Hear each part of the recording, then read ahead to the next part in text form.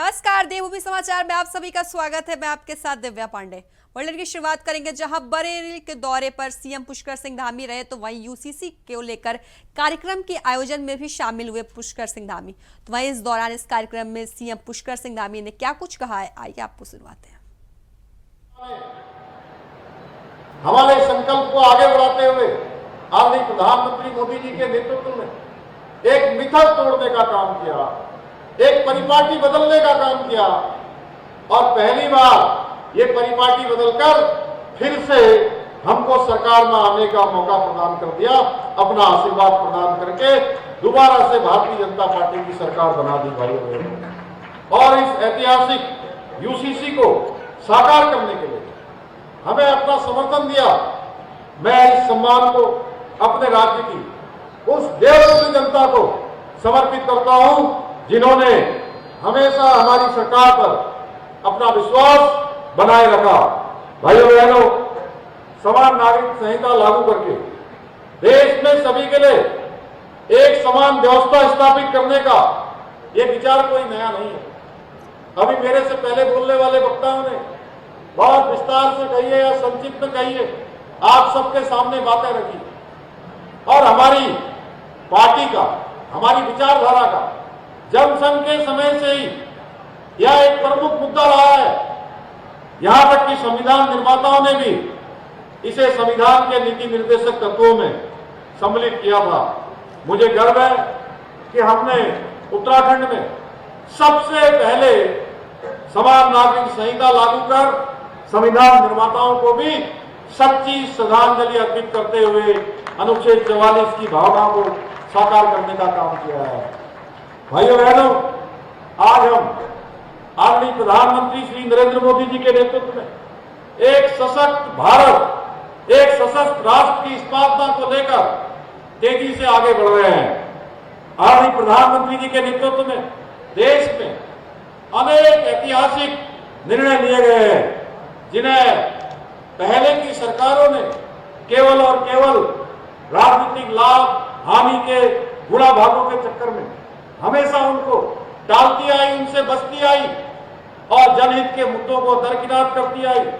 चाहे वो कश्मीर से धारा 370 का अंत करना हो, 3 तलाक जैसा, जिसके बारे में अभी हमारे मंत्री अरुण जी कह रहे थे, 3 तलाक जैसी कुप्रथा को समाप्त करना हो, नागरिक संशोधन कानून अर्थात सीए का कानून लागू करना हो, या हम सबके आराध्य देव भगवान श्री रामचंद्र जी का अयोध्या में भव्य और दिव्य मंदिर का निर्माण करना हो।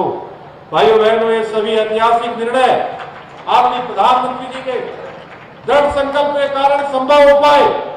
आदरणीय प्रधानमंत्री जी के कार्यों से प्रेरणा लेते हुए हमने भी उत्तराखंड में समान नागरिक संहिता लागू करने का ऐतिहासिक कदम उठाया। तो इन खबरों में आगे बढ़ेंगे। खबर देहरादून से है, जहां वरिष्ठ आईएएस अधिकारी आनंद वर्धन ने उत्तराखंड के 19वें मुख्य सचिव के रूप में पदभार ग्रहण कर लिया है। तो आपको बता दें, निवर्तमान मुख्य सचिव राधा रतूड़ी ने सचिवालय में मुख्य सचिव का पदभार ग्रहण कराया है। तो वही आपको बता दें, आज 31 मार्च को मुख्य सचिव राधा रतूड़ी सेवानिवृत्त भी हुई है। तो वही सचिवालय में नए मुख्य सचिव को बधाई और शुभकामनाएं देने वालों का तांता भी लगा रहा।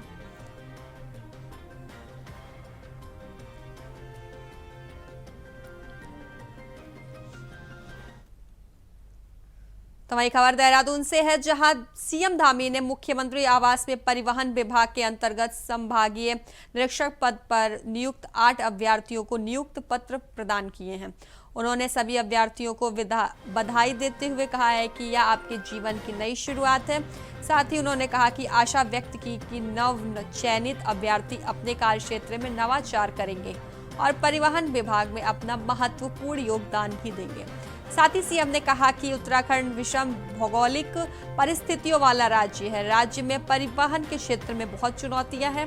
उन्होंने आशा व्यक्त की वाहनों की फिटनेस जांच, मोटर वाहन अधिनियम और नियमों के पालन कराने और सड़क सुरक्षा से संबंधित कार्यों में संभागीय निरीक्षण महत्वपूर्ण भूमिका निभाएंगे।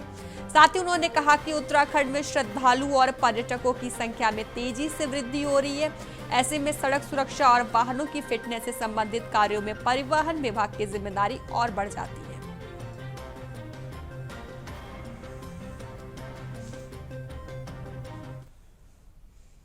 तो इन खबरों में आगे बढ़ेंगे, जहां उत्तराखंड के देहरादून में कुट्टू के आटे में मिलावट से बड़ी संख्या में लोग बीमार हो गए हैं। तो आपको बता दें, करीब 100 लोगों की हालत भी बिगड़ी है। तो वहीं बड़ी संख्या में लोगों को कोरोनेशन अस्पताल में भर्ती कराया गया है। बता दें, यह पूरा मामला विकासनगर क्षेत्र का है। यहाँ मिलावटी कुट्टू के आटे के सेवन से करीब 100 लोग बीमार पड़ गए हैं। तो वही स्थिति बिगड़ने पर कई लोगों को कोरोनेशन अस्पताल में भर्ती कराया गया है। घटना की सूचना मिलने पर स्वास्थ्य महकमा अलर्ट हो गया है और स्वास्थ्य मंत्री धन सिंह रावत भी अस्पताल पहुंचे और मरीजों के स्वास्थ्य के बारे में भी जानकारी ली। मंत्री ने लोगों से बात की और डॉक्टर से भी हेल्थ अपडेट लिया। तो वहीं सीएम धामी भी अस्पताल में पहुंचकर मरीजों से उनका हाल जाना। देखिए, बिल्कुल हमारा पूरा फोकस रहेगा कि किसी भी कीमत पर इस प्रकार की घटनाओं की पुनरावृत्ति न हो।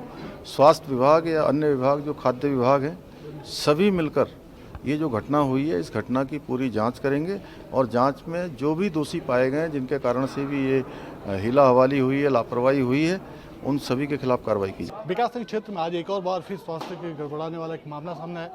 कुट्टू के आटे से 100 लोग बीमार हो चुके हैं। इन लोगों का इलाज देहरादून के कोरोनेशन अस्पताल और दून अस्पताल में चल रहा है। खुद स्वास्थ्य मंत्री धन सिंह रावत और मुख्यमंत्री पुष्कर सिंह धामी कोरोनेशन अस्पताल पहुंचे थे। उन्होंने मरीजों का हाल यहाँ पर जाना है और साथ ही जिला प्रशासन के अधिकारियों को निर्देशित किया जा चुका है कि जिस दुकान से इस आटे को खरीदने का काम किया गया था, उसके खिलाफ कार्रवाई की जाए। दंडात्मक कार्रवाई इस प्रकार से हो कि ये कार्रवाई एक नजीर बन सके, क्योंकि जो लोगों के स्वास्थ्य के साथ खिलवाड़ कर रहे हैं, उनके खिलाफ इसी प्रकार की दंडात्मक कार्रवाई बहुत जरूरी है। इसीलिए जिलाधिकारी को उस दुकान को सील करने के साथ साथ उस व्यक्ति का लाइसेंस निरस्त करने के साथ साथ उसको कठोर कार्रवाई करने के लिए निर्देशित किया जा चुका है। और जिस प्रकार से घटना घटी है, ये सीधे तौर पर कह सकते हैं कि एक अभनवीय अपराध है और उस अपराध की श्रेणी में इसे रखने के लिए कहा गया और त्वरित कार्रवाई के लिए भी निर्देशित किया जा चुका है। कैमरामैन अतुल के साथ अभय केंतुरा, देहरादून। तो एक खबरों में आगे बढ़ेंगे, जहां देहरादून में नवरात्रि के मौके पर कुट्टू का आटा खाने से 100 लोगों से अधिक के बीमार होने पर पूरे देहरादून जिले में हलचल मच गई है। जिसके बाद पहाड़ों की रानी मसूरी में भी इसका सीधा असर देखा जा रहा है। बता दें, मसूरी पुलिस द्वारा मसूरी के सभी क्षेत्रों में परचून की दुकान, स्टोरों से कुट्टू के आटे को जब्त किया गया है। जबकि मसूरी पुलिस ने बताया है कि उच्च अधिकारी को निर्देशों के बाद मसूरी में बिक रहे कुट्टू के आटे को जब्त कर दिया गया है। तो वही दुकानदारों से कुट्टू के आटे न बेचने और लोगों से कुट्टू के आटा न खरीदने के भी आग्रह किया गया है।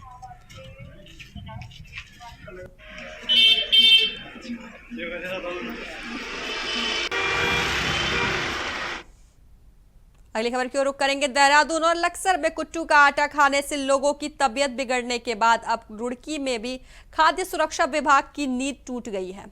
बता दें, खाद्य सुरक्षा विभाग ने अनाज मंडी में दुकानों पर कुट्टू की गिरी के सैंपल लिए हैं। तो वहीं आपको बता दें, चैत्र नवरात्र शुरू होते ही कुट्टू के आटे की भी डिमांड बढ़ जाती है, लेकिन इसकी गुणवत्ता को लेकर विभाग अक्सर ही लेट लतीफ रहता है। तो वहीं अक्सर विभाग घटना के बाद ही जाग पाता है। बता दें, ऐसा ही फिर एक बार हुआ है जब देहरादून और लक्सर में 160 से अधिक लोग बीमार पड़ गए। तो खाद्य सुरक्षा विभाग की नींद टूटी और उन्होंने दिखावे मात्र का सैंपल लिया।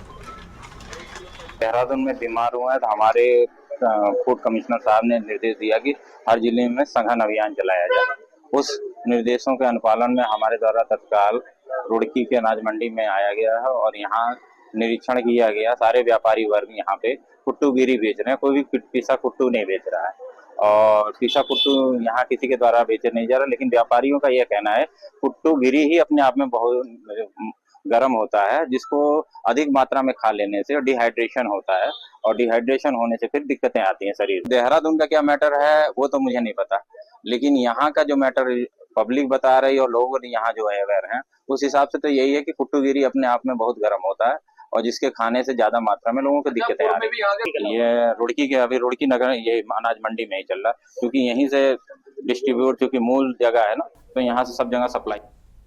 तो ये खबरों में आगे बढ़ेंगे, जहां प्रदेश सरकार के 3 साल के कार्यकाल को लेकर बीजेपी प्रदेश अध्यक्ष महेंद्र भट्ट ने प्रेस कॉन्फ्रेंस की। तो वहीं इस मौके पर उन्होंने सरकार के 3 साल के कार्यकाल को बेमिसाल बताते हुए कार्यों का व्याख्यान भी किया। उन्होंने कहा कि देश का पहला राज्य उत्तराखंड बना है जिसने राज्य में यूसीसी की गंगा बहाई है।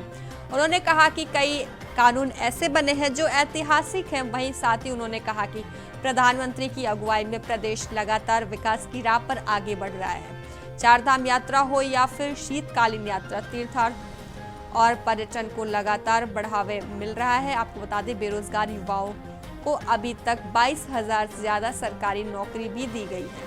तो वही स्वरोजगार की दिशा में भी राज्य सरकार ने अहम कदम उठाए।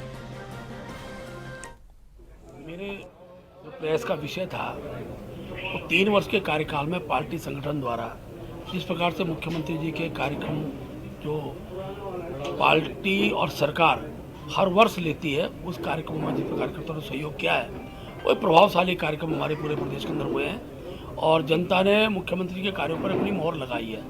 विकास के अनेकों कार्य हुए हैं। मेरा जो मुख्य टारगेट था, मुख्य विषय जो बिंदु का आज प्रेस का था, वो मुख्य रूप से हमारा पर्यटन को दृष्टिगत रखते हुए था। हम उत्तराखंड को पर्यटन भूमि के रूप में स्थापित करना चाहते हैं। पर्यटन के हर आयाम उत्तराखंड के अंदर स्थापित हों। इसके लिए आगामी दिनों के अंदर जो प्रधानमंत्री जी इस राज्य हमसे अपेक्षा करते हैं, उस दिशा के हम आगे बढ़ेंगे। 55 लाख से ज़्यादा की यात्रा पिछली बार से हुई है। इस वर्ष वो यात्रा उसको भी क्रॉस करेगी, उससे ज़्यादा यात्रा होगी। यात्रा को ठीक प्रकार की सुविधाएँ देना और यात्रा के आयामों को और व्यापक बनाना, खासतौर पर होम स्टे को व्यवस्थित करना, टूरिज्म के जो रूट हैं उनको व्यवस्थित करना और ख़ास तौर पर यातायात व्यवस्था में सुधार, इन सारे विषयों पर मुख्यमंत्री जी आगामी दिनों में चर्चा करने वाले हैं और यात्रा भव्य बने। यात्रा उत्तराखंड राज्य के बेरोजगारों के लिए रोजगार का साधन बनती है। उन रोजगार के साधनों को सर्जन करना, ये निश्चित रूप से एक बड़ा विषय रहेगा।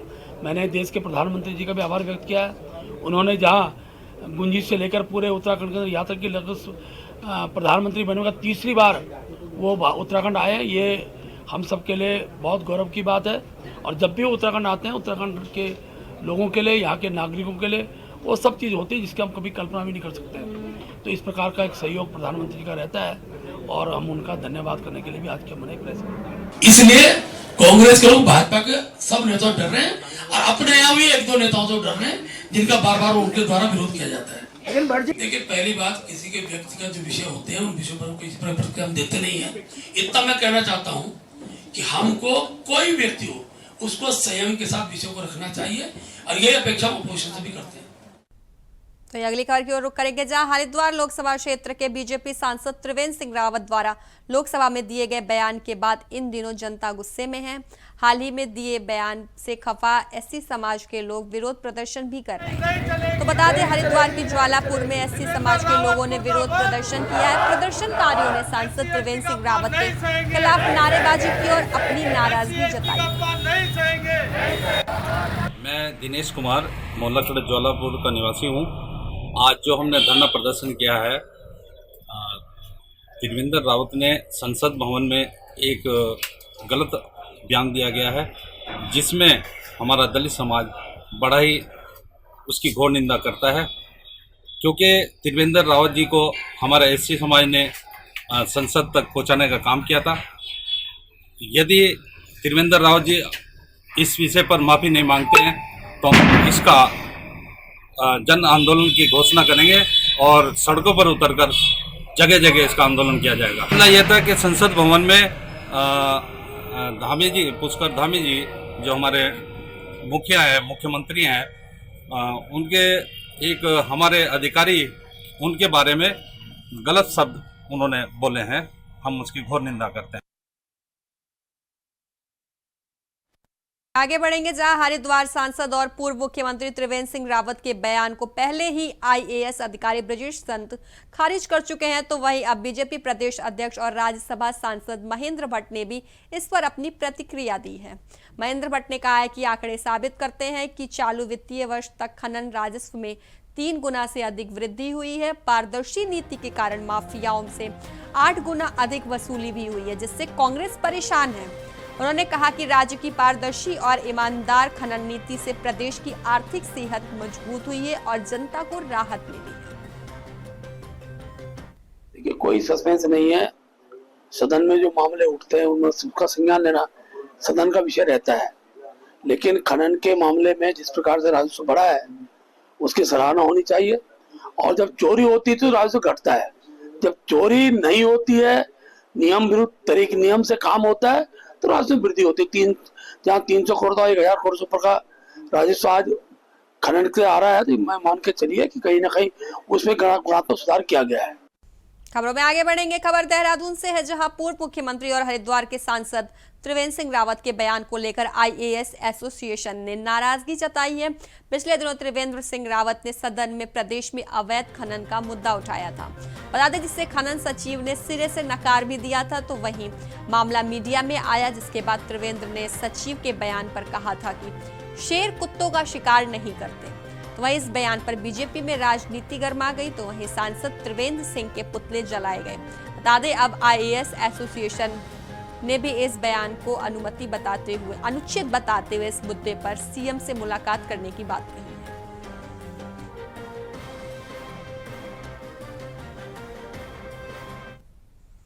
खबरों में आगे बढ़ेंगे, जहां उत्तरकाशी की बड़कोट पुलिस को बड़ी सफलता हाथ लगी। बता दें, यमुना घाटी के 9 युवकों का जीवन स्मैक के दलदल में ढकेलने वाली वांछित स्मैक माफिया को बड़कोट पुलिस ने गिरफ्तार कर लिया है।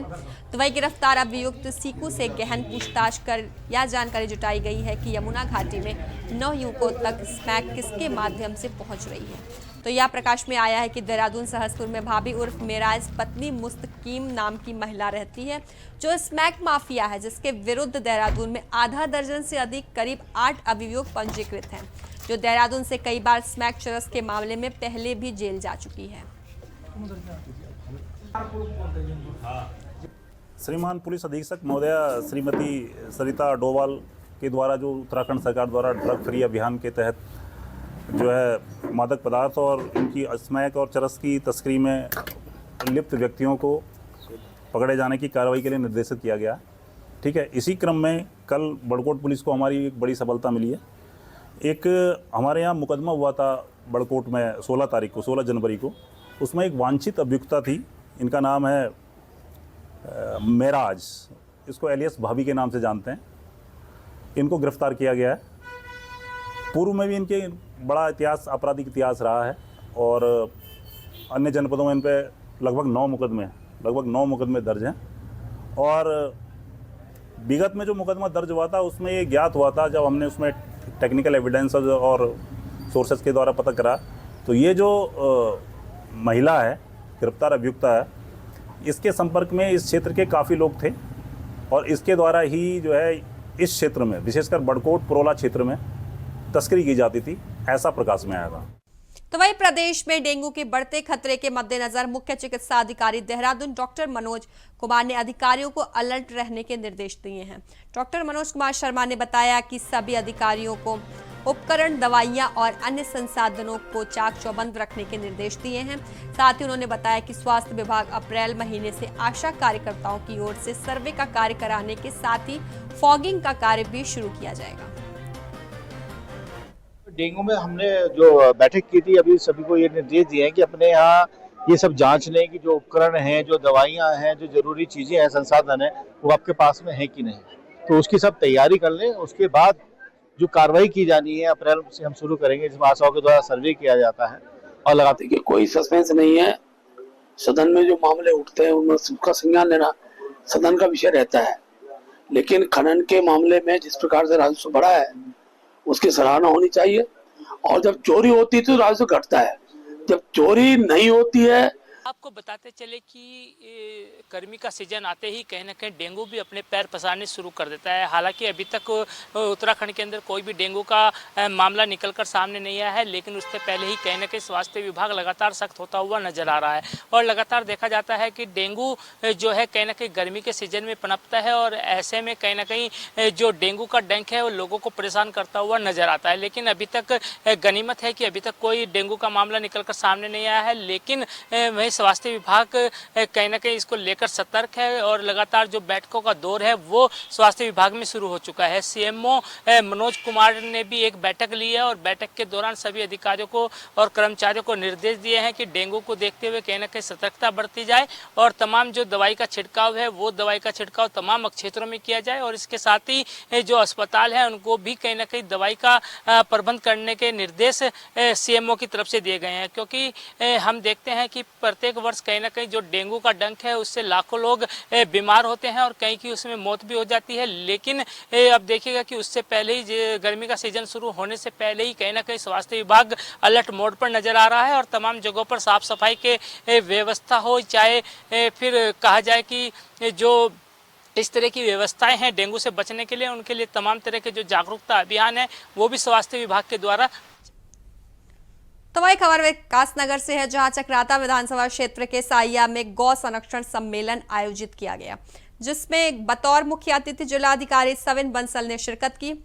तो वही इस कार्यक्रम स्थल पर लोगों की भीड़, गौशाला की झलक, जिलाधिकारी सविन बंसल का स्वागत किया गया। बता दें सविन बंसल ने वीर नंतराम नेगी की मूर्ति का माल्यार्पण भी किया। तो वहीं सहिया में एक नई गौशाला की स्थापना भी की गई, जिसमें जिलाधिकारी सविन बंसल विशेष अतिथि के रूप में पहुंचे। तो वहीं सहिया पहुंचने पर गौ संरक्षण सेवा समिति के संरक्षक और उत्तराखंड पुलिस के पूर्व DIG IPS जगत राम जोशी और अध्यक्ष राकेश चौहान और सदस्यों तथा पंचायत प्रतिनिधियों और ग्रामीणों ने उनका गर्मजोशी से पारंपरिक वाद्य यंत्रों और फूल मालाओं से स्वागत किया।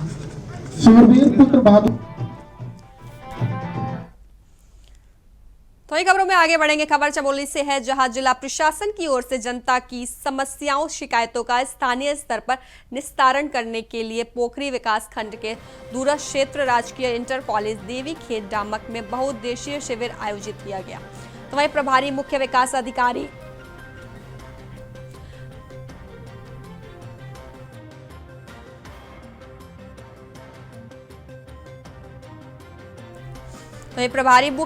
अधिकारी आनंद सिंह ने दीप प्रज्वलित कर कार्यक्रम का शुभारंभ किया। तो वहीं इस दौरान शिविर में 3 शिकायतें भी दर्ज की गई, जिनका प्रभारी मुख्य विकास अधिकारी ने मौके पर ही निस्तारण किया।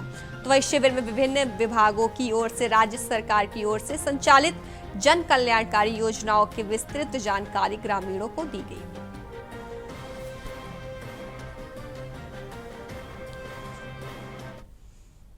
तो एक खबर हरिद्वार से है, जहां हरिद्वार यानी हरि का द्वार और इसके दोनों ओर विशाल पर्वतों पर स्थित है मां भगवती के 2 सिद्ध मंदिर, जिनमें से एक मनसा देवी मंदिर तो वही शिवालिक पर्वत पर है। तो हरिद्वार के पूर्व में नील पर्वत पर स्थित है, जहां मां चंडी देवी का मंदिर है। आपको बता दें, मां चंडी देवी यानी असुरों का संहार करने वाली मां चंडी, देवताओं के प्राणों की रक्षा करने वाली मां चंडी और भगवान राम के प्राण को बचाने वाली मां चंडी देवी, यानी अपने भक्तों की सभी मनोकामनाओं को पूरा करने वाली मां चंडी का यह मंदिर पुराणों में वर्णित है। और जिस पहाड़ी पर यह स्थित है, यह मंदिर उसके कण कण में है।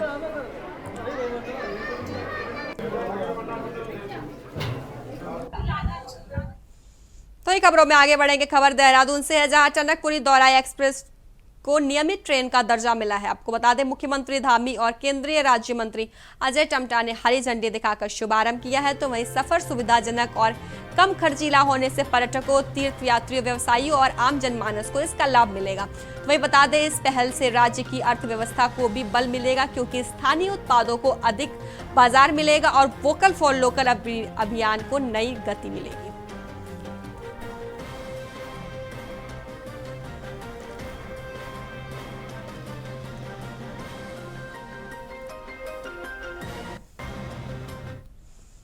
तो फिलहाल देवभूमि समाचार में अभी के लिए बस इतना ही। बने रहिए एनजॉय वॉइस के साथ। नमस्कार।